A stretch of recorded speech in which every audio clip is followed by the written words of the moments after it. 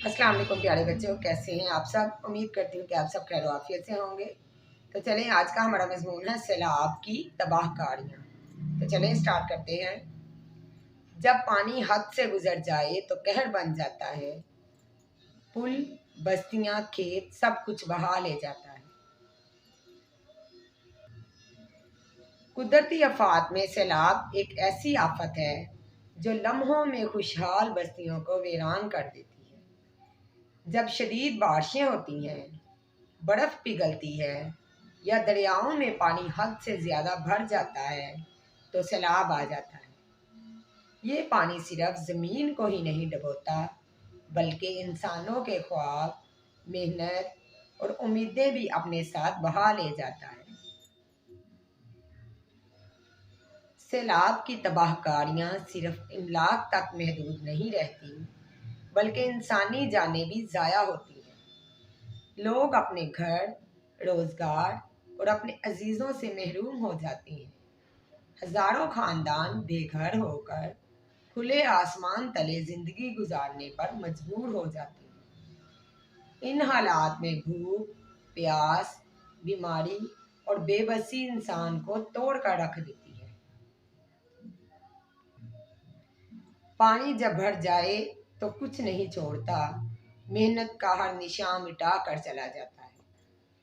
पाकिस्तान जैसे ज़रई मुल्क के लिए सैलाब किसी बड़े अलमिये से कम नहीं।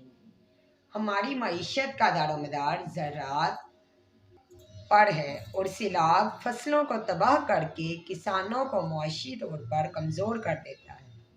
गंदम, चावल, कपास और सब्जियां सब तबाह हो जाती हैं, जिससे महंगाई में इजाफा होता है और आम आदमी मुतासर होता है। सैलाब के बाद बीमारियों का फैलाव एक बड़ा मसला बन जाता है। गंदे पानी की वजह से हैज़ा, मलेरिया, डेंगू और दीगर वबाई अमराज फैल जाते हैं।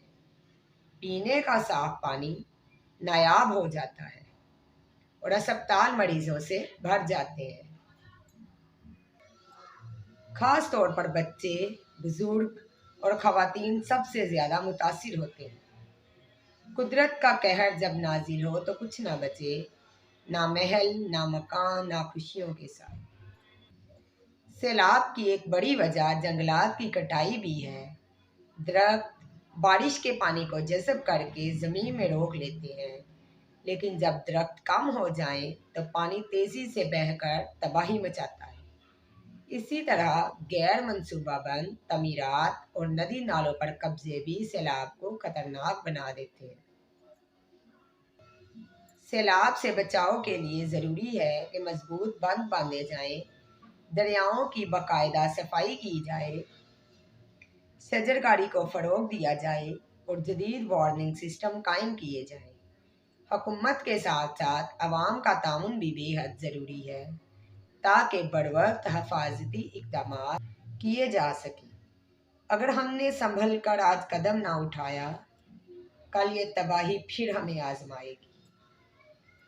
आखिर में ये कहना बिल्कुल दुरुस्त होगा कि सैलाब एक कुदरती आफत ज़रूर है, मगर इंसानी लापरवाही इसे मज़ीद खतरनाक बना देती है।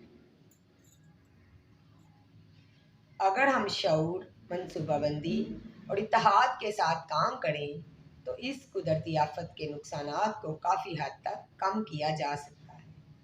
हमें चाहिए कि कुदरत के साथ तवाज़ुन कायम रखें और आने वाली नस्लों के लिए एक महफूज और पुरअमन मुस्तक़बिल छोड़ें। आज का हमारा मज़मून था सैलाब की तबाहकारियाँ, सेकंड ईयर के लिए और 10th क्लास के लिए। तो उम्मीद करती हूँ कि आपको हमारी आज की वीडियो अच्छी लगी होगी। मज़ीद ऐसी वीडियोज़ देखने के लिए हमारे चैनल को सब्सक्राइब करें, इसे लाइक और शेयर भी कीजिएगा। मिलेंगे इंशाल्लाह नेक्स्ट वीडियो में। तब तक अपना ख्याल रखें। अल्लाह हाफिज़। अगर आपको किसी और टॉपिक पर कोई मज़मून चाहिए तो हमें कमेंट सेक्शन में ज़रूर बताइएगा। तब तक अपना ख्याल रखें। अल्लाह हाफिज़।